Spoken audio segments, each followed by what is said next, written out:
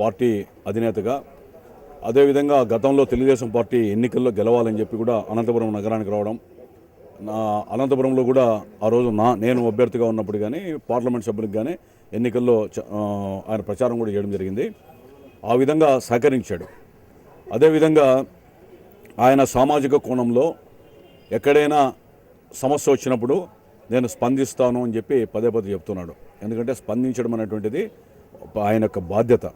ఒక పౌరుడిగానే కాకుండా జనసేన నాయకుడిగా అంతో ఇంతో మరి ఒక సినిమా గ్లామర్ కూడా మరి ప్రజల్లో ఆయనలో ఉంది కాబట్టి తప్పకుండా ఆయన ఆలోచన విధానానికి అనుగుణంగా ఆయన ఈరోజు సభ పెట్టడం సమంజసమే. ఎవరికైనా హక్కు ఉంది ఈ దేశంలో.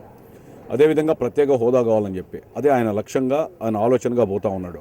పవన్ కళ్యాణ్ గారు ఏదైనా సముచితమైనటువంటి సమస్యలను ఏదైనా సభ దృష్టికి తీసుకొని వచ్చినప్పుడు, ఎలుగెత్తి చాటినప్పుడు దాని మీద కూడా మేము దృష్టి సారించి దాన్ని కూడా మేము స్వాగతిస్తాం. దాన్ని కూడా ఒక సద్విమర్శగా స్వీకరిస్తాం. ఏదైనా సమస్య ఉంటే దాని మీద సమస్య సాధన కోసం పరిష్కారం ప్రధానంగా మా వంతు ప్రయత్నం చేస్తాం. రైతు సంఘం నేతలు కూడా పవన్ కళ్యాణ్ సభపై ఫోకస్ పెట్టారు.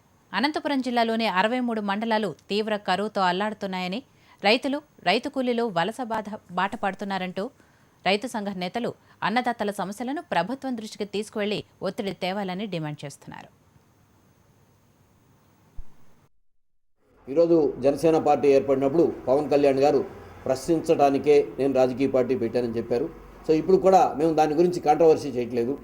సో ఆయన అనంతపురం జిల్లాలో ఒక బహిరంగ సభ పెట్టబోతున్నారు. అందుకని మీ ద్వారాగా వారికి అనంతపురం జిల్లాలోని కరువు సిచ్యుయేషన్ని వారి దృష్టికి తీసుకెళ్తున్నాం. అయ్యా పవన్ కళ్యాణ్ గారు, అనంతపురం జిల్లాలో 63 మండలాలు ఉన్నాయి. 63 మండలాల్లో మీరు సపోర్ట్ చేసిన ప్రభుత్వం వచ్చిన తర్వాత 2014-15లోనూ 63 మండలాలు కరువు మండలాలే, 2015-16లోనూ 63కి 63 మండలాలు కరువు మండలాలే, 2016-17లోనూ 63 మండలాలు కరువు మండలాలే.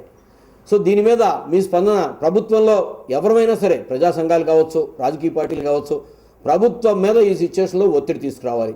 మీరు వేదిక మీద నుంచి ప్రశ్నించి ఈ రైతాంగం కోసం మీరు ఏదైతే ప్రశ్నించడానికి పార్టీ పెట్టానన్నారో ఆ ప్రశ్న ఈ వేదిక మీద నుంచి ప్రశ్నిస్తారని ఆశిస్తున్నాం. జనసేన సభా వేదికకు విప్లవ నాయకుడు, పోరాట యోధుడు తరిమెల నాగిరెడ్డి పేరు పెట్టినందుకైనా అనంతపురం జిల్లా సమస్యలపై పవన్ గళం విప్పాలని ప్రజలు డిమాండ్ చేస్తున్నారు. సాగునీటిపై నిర్లక్ష్యం కొనసాగుతోందని, ఏళ్ల తరబడి జిల్లాకు జరుగుతోన్న ద్రోహంపై పాలకులను పవన్ ప్రశ్నించాలని తరిమెల నాగిరెడ్డి అభిమానులు కోరుతున్నారు.